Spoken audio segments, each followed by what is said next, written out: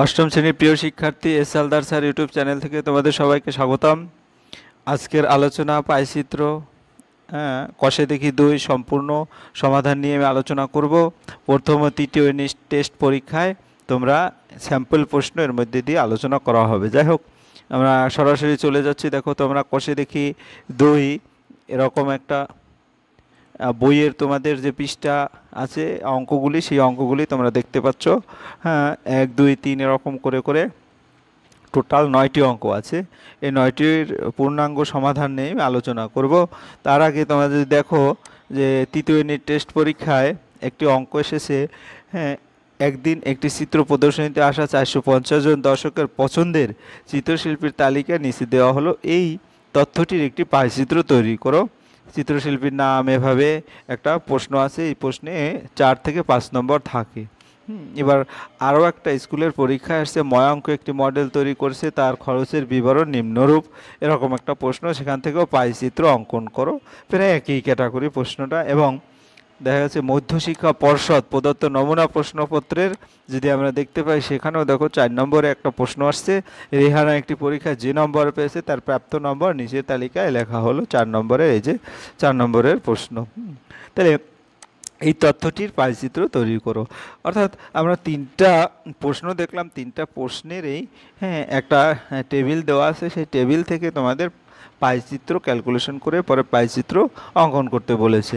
যাই হোক, আমরা এখন অধ্যায়ে সম্পূর্ণ সমাধানে চলে যাচ্ছি। প্রথম প্রশ্ন হচ্ছে, যেমন 1 নম্বরের প্রশ্ন, গত বছর এপ্রিল মাসে রোহিতদের স্কুলে 22 দিনের পঠন পাঠন। তোমাদের বইয়ে 23 দিন অবশ্য আছে, কিন্তু এখানে ডাটা আছে 22 দিনের, কাজেই 22 দিনেরই হবে।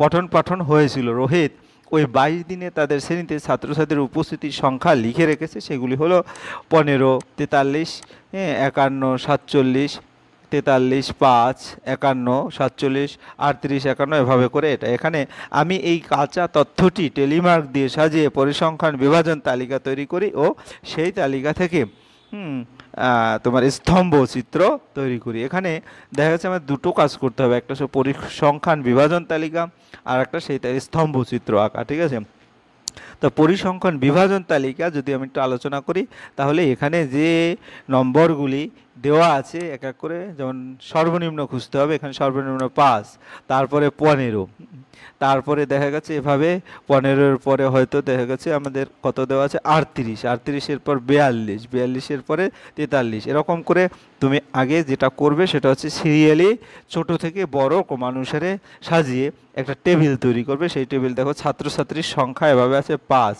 5 হচ্ছে এই যে এটা আমি একসাথেই যদি বলে দেই, 5, 15, 5-এর পরে 15, তারপরে হচ্ছে 38, তারপরে 42, 43, 47 এবং 51।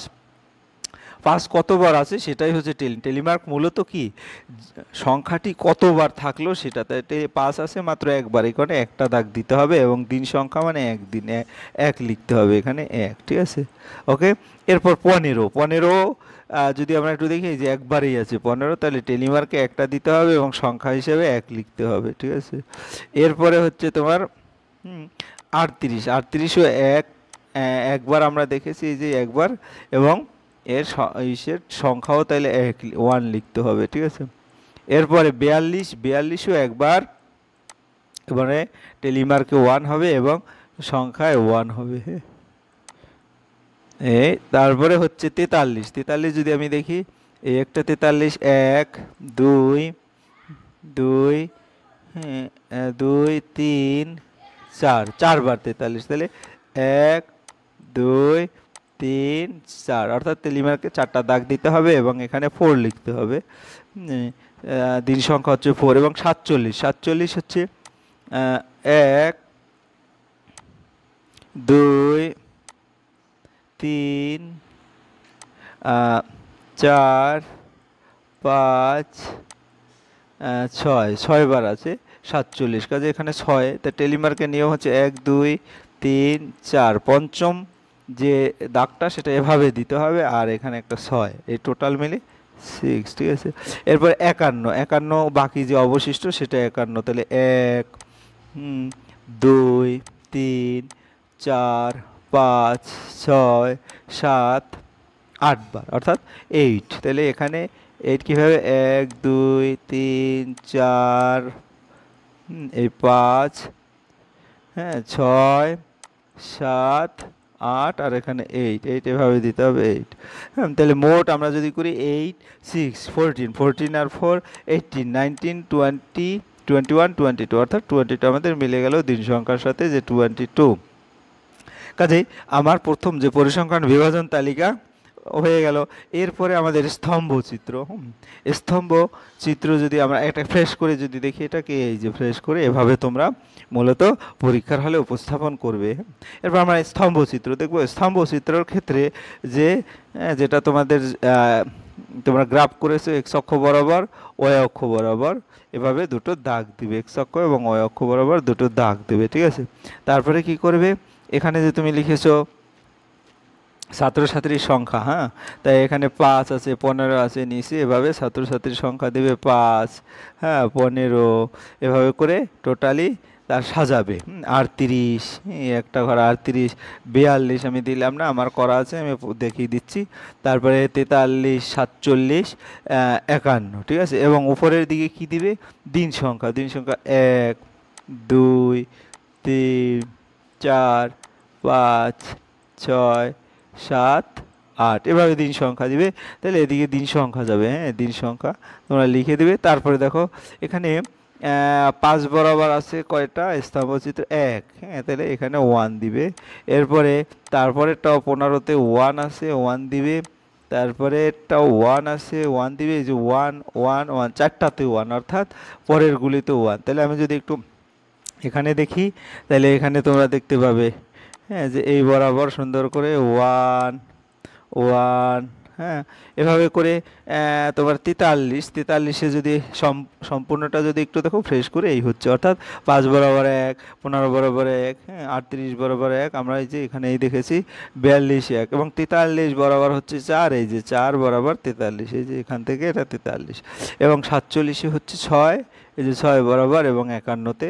এভাবে তোমরা পূর্ণাঙ্গ রূপে যদি স্টেপ বাই স্টেপ সমাধান করতে পারো, তাহলে তোমরা 4-এ 4 অথবা 3-এ 3 অথবা 5-এ 5 যে নম্বর থাকে সেটাই পাবে। আমি যদি একসাথে দেখি জিনিসটা, তোমরা এভাবে করবে, ঠিক আছে। পরিসংখ্যান বিভাজন সংখ্যা একটা স্তম্ভচিত্র। ওকে, আমরা 2 নম্বরের প্রশ্নে চলে যাই। হ্যাঁ, আমাদের শ্রেণীর 40 জন ছাত্রছাত্রীর মধ্যে প্রতি ছুটির দিনে কতজন বাড়ির কাছে কত ঘন্টা সাহায্য করে তার স্তম্ভচিত্র তৈরি করলাম। এই স্তম্ভচিত্র থেকে নানা প্রশ্নের উত্তর খুঁজি। প্রথম প্রশ্ন, স্তম্ভচিত্র থেকে আমাদের শ্রেণীর কতজন ছাত্রছাত্রী প্রতি ছুটির দিনে কতক্ষণ বাড়ির কাজ করে লিখি। তাহলে আমাদের দেখি 2 ঘন্টা করে কাজ করে, এরকম আছে 8 জন। হ্যাঁ, 3 ঘন্টা করে কাজ করে, এরকম আছে 12 জন।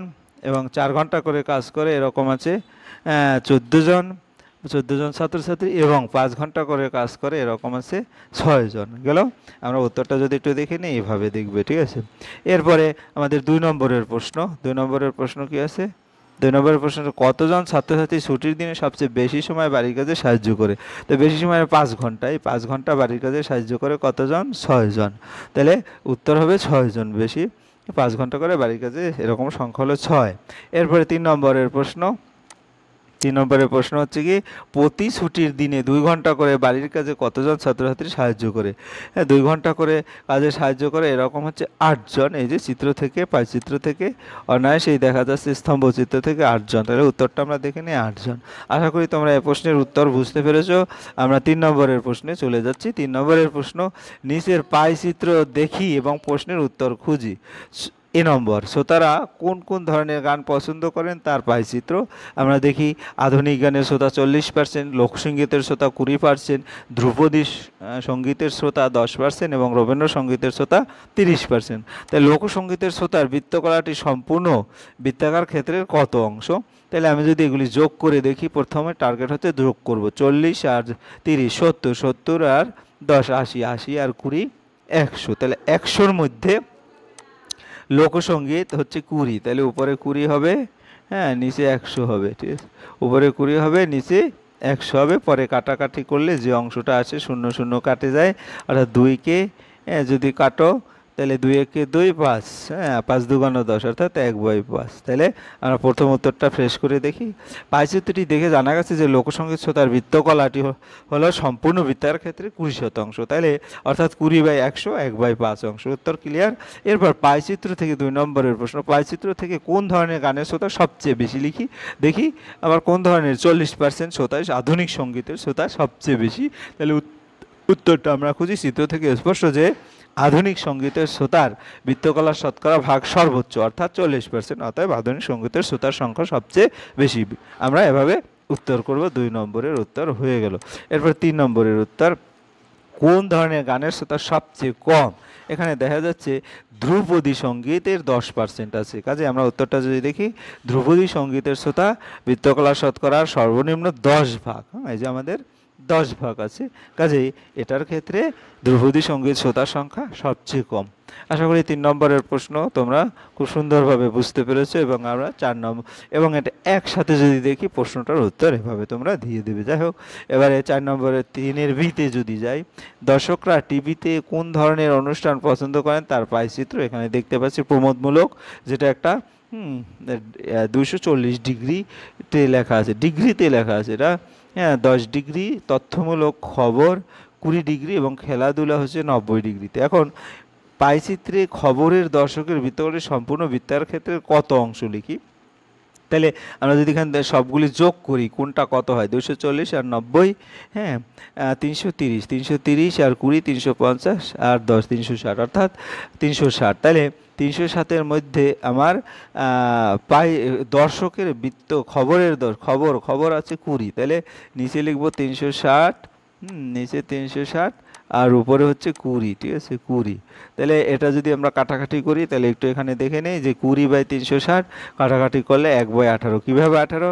0 0 কাটা যাবে আর 18 2 36 অর্থাৎ 1/18। আশা করি বুঝতে পেরেছো 1 নম্বরের প্রশ্ন। এবার আমরা যদি 2 নম্বরের প্রশ্নে যাই, হ্যাঁ কোন ধরনের অনুষ্ঠান দর্শক সবচেয়ে বেশি লিখি? কোন ধরনের অনুষ্ঠান? এটা প্রমোদমূলক অনুষ্ঠান, কারণ 240 ডিগ্রি এর কেন্দ্রভিত্তিক মান। প্রমোদমূলক অনুষ্ঠানে তাহলে দর্শকের শ্রোতা সবচেয়ে বেশি, কাজে আমরা উত্তরটা পেয়ে গেছি। এবার 3 নম্বরে, কোন ধরনের অনুষ্ঠান দর্শক সবচেয়ে কম লিখি? এই যে তথ্যমূলকে 10 ডিগ্রি দেওয়া আছে কেন্দ্রীয় বৃত্তমান, কাজে এই তথ্যমূলকের যেটা সেটা হবে সবচেয়ে কম। মোট দর্শকের কত অংশ খেলাধুলার অনুষ্ঠান দেখেন লিখি? খেলাধুলার অনুষ্ঠান দেখেন 90 এখানে দেওয়া আছে, কাজে আমি যদি এটাকে 90-কে 300, কারণ টোটালটা হচ্ছে হলো 360, অর্থাৎ 90-কে যদি আমি 360 দেওয়া ভাগ করি তাহলে হ্যাঁ এটাকে লঘিষ্ঠ আকারে প্রকাশ করলে যে উত্তরটা আসবে সেটা আমরা দেখে নেই। 1/4, কারণ 4 নং 36। আমরা যদি এখানে 0 0 কেটে দেই, এটা এখানে 9-একে 9 আর 4 নং 36 এখানে 4 আসবে, ঠিক আছে, অর্থাৎ 1/4 অংশ। আশা করি 2 নম্বরের প্রশ্নের উত্তরও তোমরা বুঝতে পেরেছো। আমরা এবারে চলে যাচ্ছি 4 নম্বরের প্রশ্ন। পঞ্চম শ্রেণীর বার্ষিক মূল্যায়নে শুভম বিভিন্ন বিষয়ে যে নম্বর পেয়েছে তার মোট নম্বরের শতকরা হিসাব নিচের তালিকায় লিখলাম। এখানে দেওয়া আছে বাংলা, ইংরেজি। তাই আমরা প্রথমত কাজ হচ্ছে যত নম্বর আছে সব যোগ করব। তো 15 আর 20 যোগ করলে হয় 35, 35 আর 30 65, 65 আর 15 80, 80 আর 20 100, অর্থাৎ টোটাল যে প্রাপ্ত নম্বর শতকরা সেটা হচ্ছে 100। তাহলে এইখান থেকে আমার বৃত্তকলার কেন্দ্রীয় মান পাইচিত্র তৈরি করতে হবে, কেন্দ্রীয় মানগুলি দেখাইতে হবে। হ্যাঁ, তাহলে আমি যেটা করব, এখানে যে অঙ্কটা যেভাবে আছে সেভাবে এই দুটো টেবিলের মাধ্যমে সেট করলাম। এখন শতকরা নম্বরের ভগ্নাংশ আমি যদি 15 বলি, তাই আমরা ইতিমধ্যে যোগ করেছি, টোটাল হচ্ছে 100। তাহলে 15 হ্যাঁ ডিভাইডেড 100। এখন কাটাকাটি করলে যেটা হবে সেটাই হবে ভগ্নাংশ। আমি একটা যদি দেখিয়ে দেই, 15-কে কত করব? 5 দিয়ে, 3 5-এ 15 অর্থাৎ উপরে 3 হবে। হ্যাঁ, আর এখানে 5 20 100 অর্থাৎ 20, তাই এখানে উত্তর হবে 3/20।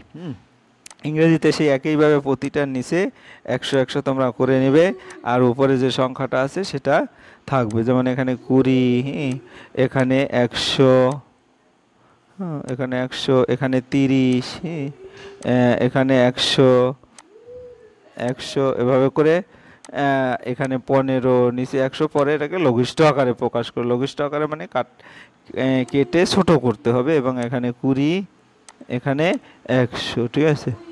এই তাহলে দেখা যাচ্ছে এখানে একটা যদি এটা হয় 3/20, এটা কাটলে হবে এটা, এটার সাথে এটা করলে 1/5 হবে এটা, কারণ 5×2 = 10। এটা কাটলে হবে 3/10, এটা কাটলে সে একই মান হবে 3/20। এটা কাটলে হবে এটা যদি আমি দেখি 20 নিচে 1/5। হ্যাঁ, এখন কেন্দ্রীয় মান কিভাবে পাবে? কেন্দ্রীয় মানটা হচ্ছে এই যে এরকম 3, এই যে এখানে যেটা পেলাম ভগ্নাংশ বাই 100।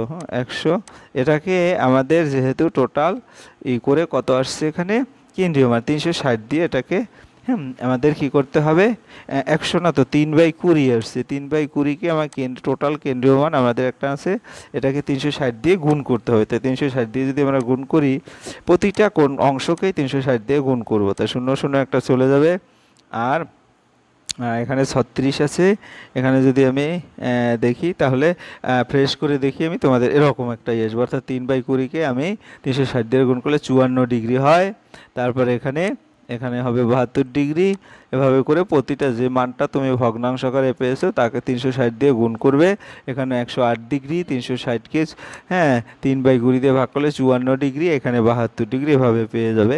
আশা করি এটা হচ্ছে তোমাদের কেন্দ্রীয় যে মানগুলি। এখন তোমাদের বলেছে কি স্তম্ভজ পাইচিত্র আঁকতে হবে। তাই পাইচিত্র আঁকার ক্ষেত্রে তোমাদের একটা বৃত্ত অঙ্কন করে তোমাদের যে চাঁদা আছে চাঁদার ব্যবহার করতে হবে। এখানে একটা দাগ কাটতে হবে কেন্দ্র থেকে, অর্থাৎ ব্যাসার্ধ করতে হবে। একটা ব্যাসার্ধ কাটতে হবে। এরপরে আমাদের এখানে 54 ডিগ্রি 72 ডিগ্রি তুমি যে কোনো একটা কোণ নিয়ে শুরু করবে। তাহলে এই কোণটা কীরকম? আমাদের 108 ডিগ্রি। তাহলে এইখানে এখানে তোমাকে চাঁদা বসিয়ে এই যে এখান থেকে এটা একবারে হুবহু মেপে যেন 108 ডিগ্রি হয় চাঁদার মাধ্যমে, সেটা তোমরা চাঁদার ব্যবহার নিশ্চয়ই জানো, 108 ডিগ্রি করবে। এরপরে যেটা হচ্ছে আবার এখান থেকে চাঁদা বসিয়ে এদিকে 172 ডিগ্রি পর্যায়ক্রমে যে কোণগুলি আছে সেগুলি অঙ্কন করবে। তাহলে চিত্রটা কীরকম হবে? চিত্রটা এই যেরকম হবে, অর্থাৎ 108 ডিগ্রি হচ্ছে তোমার অঙ্ক। আমরা যদি দেখি যে অঙ্ক 108 ডিগ্রি, ইংরেজির ঘরে 72 ডিগ্রি, বাংলার ঘরে 54 ডিগ্রি, এবং শারীরিক শিক্ষা পরিবেশ এরকম করে 72 54 ডিগ্রি আমরা যেটা যেটা পেয়েছি দেখে এবং তোমরা চাঁদার সাইজে এই কোণগুলি অঙ্কন করবে। তাহলে এখন যদি ফুললি উত্তরটা যদি দেখি, এভাবে তোমরা উত্তর করবে, অর্থাৎ প্রশ্নে দেওয়া থাকবে তুমি ছকটা করে নেবে যেভাবে বলেছি, এবং তারপরে পাইচিত্রটা দেখলে অনায়াসে তুমি উত্তরটা করতে পারবে। আশা করি 4 নম্বরের প্রশ্ন তোমাদের আর কোনো সমস্যা নেই। আমরা সরাসরি 5 নম্বরের প্রশ্নে চলে যাই। আমাদের পাড়ায় মধুবাবুর দোকান আছে। আমি মধুবার দোকানে একদিন বিভিন্ন ধরনের জিনিস বিক্রির তালিকা তৈরি করলাম। এখানে মূল্য আছে, সাধারণ পাউরুটি, স্লাইস রুটি।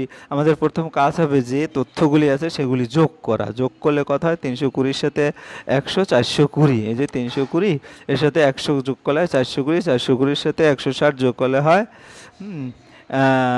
580। 580-র সাথে যদি আমরা 140 যোগ করি 720। অর্থাৎ এই তথ্য থেকে এই একদিনে মোট 320, 100 এবং 160 140 720 টাকা জিনিস বিক্রি হয়েছে। এখন এরপরে আমি যদি বলি যে সাধারণ পাউরুটি বিক্রি হয়েছে অংশ আকারে, আমি আগে যে অঙ্কটা 320কে 720 দিয়ে ভাগ করতে হবে।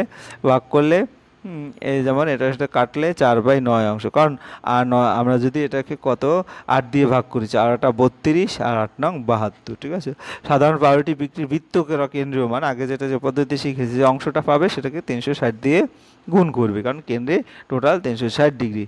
তাই 4 নং 36 4 4 16 অর্থাৎ 160 ডিগ্রি হবে সাধারণ পাউরুটির যে কেন্দ্রীয় বৃত্তকলার মান। এবং স্লাইস পাউরুটি যদি দেখি 100/360, সেখানে 720 ভাগ করলে যে রেজাল্ট পাবো 5/36। এখন এটাকে 360 দিয়ে গুণ করলে আসবে 50 ডিগ্রি। এরপরে কেক বিক্রি হয়েছে।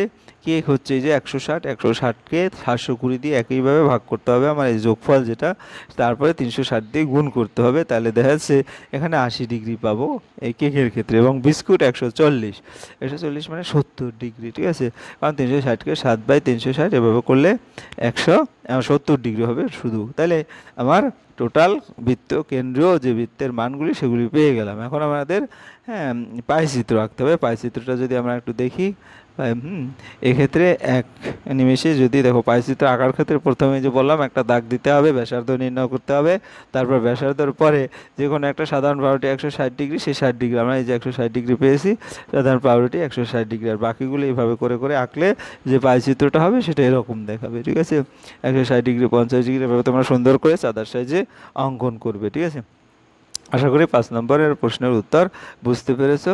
এবার যদি আমরা 6 নম্বরের প্রশ্নে যাই, 6 নম্বরের প্রশ্ন কি বলছে, অষ্টম শ্রেণী দুটি বিভাগের ছাত্রছাত্রী অবসর সময়ে কি কি বিষয় পছন্দ করে তার একটি তালিকা তৈরি করছি।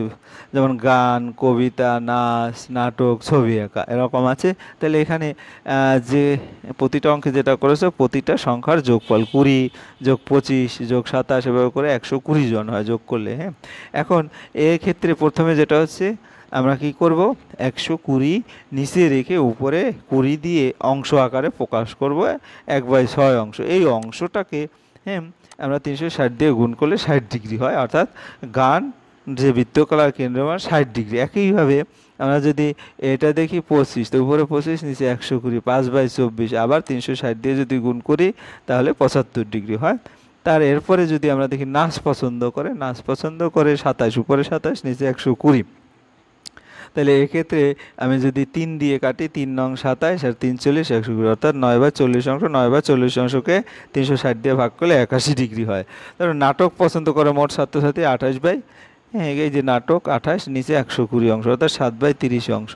তাহলে নাটক পছন্দ করে ছাত্রছাত্রী কেন্দ্রীয় মান 360 গুণ 7/30, অর্থাৎ 84 ডিগ্রি।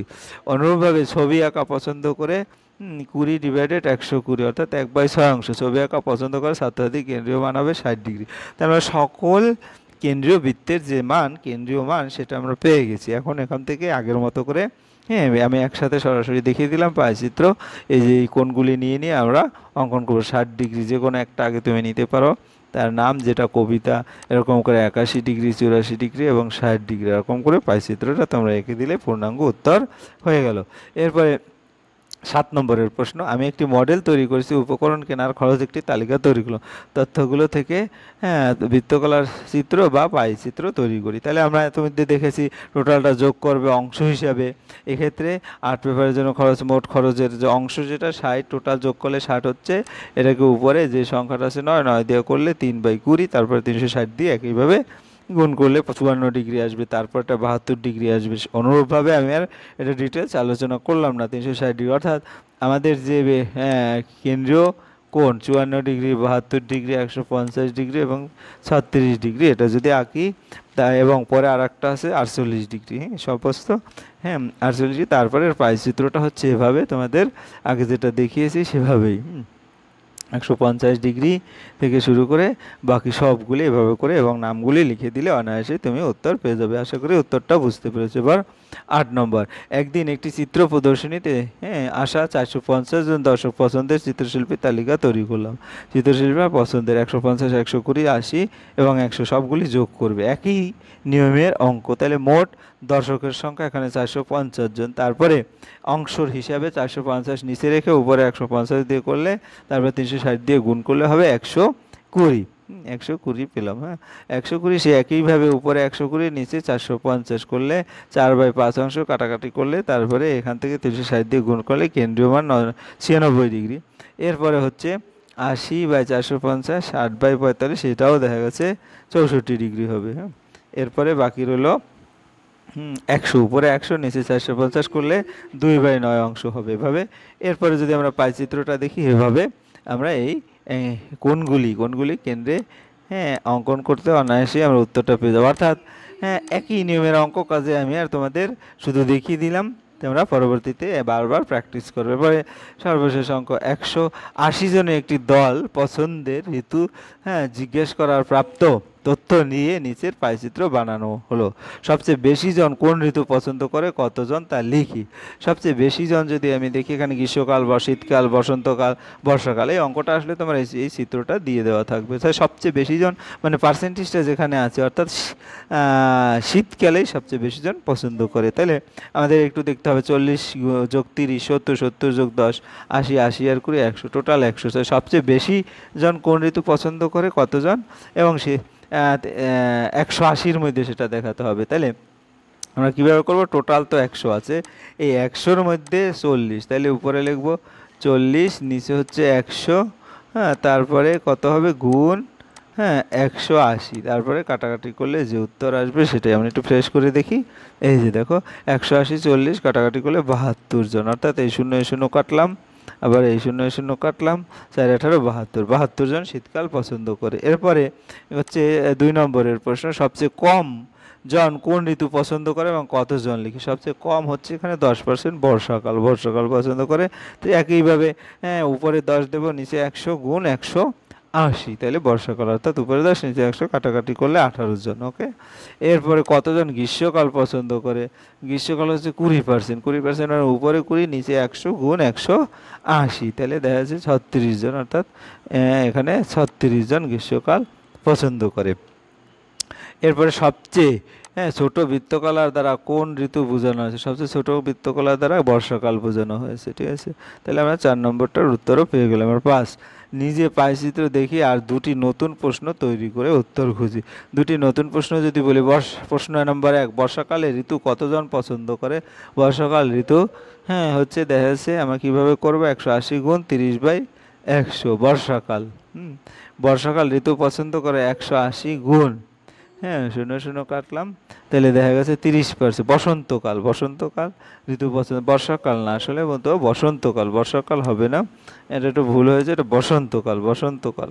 বসন্তকাল 30, এখানে 54 জন। এরপরের প্রশ্ন যদি দেখি, সবচেয়ে বড় বৃত্তকলা দ্বারা কোন ঋতু বোঝানো হয়েছে। এটা হচ্ছে শীতকাল বোঝানো হয়েছে, অর্থাৎ সবচেয়ে বড় বৃত্তকলা দ্বারা শীতকাল বোঝানো হয়েছে।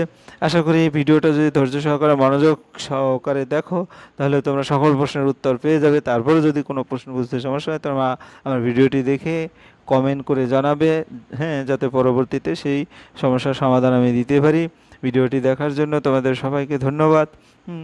আর তোমরা যদি ভিডিওটি ভালো লেগে থাকে, তাহলে আমার ভিডিওটিকে কমেন্ট, শেয়ার, লাইক করতে ভুলো না যেন। আর এখনও তোমরা যারা আমার এই চ্যানেলটা সাবস্ক্রাইব করো নাই, এখনই তোমরা সাবস্ক্রাইব করে বেল আইকনটি প্রেস করে রাখো, যাতে পরবর্তীতে আরও সুন্দর সুন্দর ভিডিও পেতে পারো। তোমাদের আজকের ক্লাসের সবাইকে ধন্যবাদ।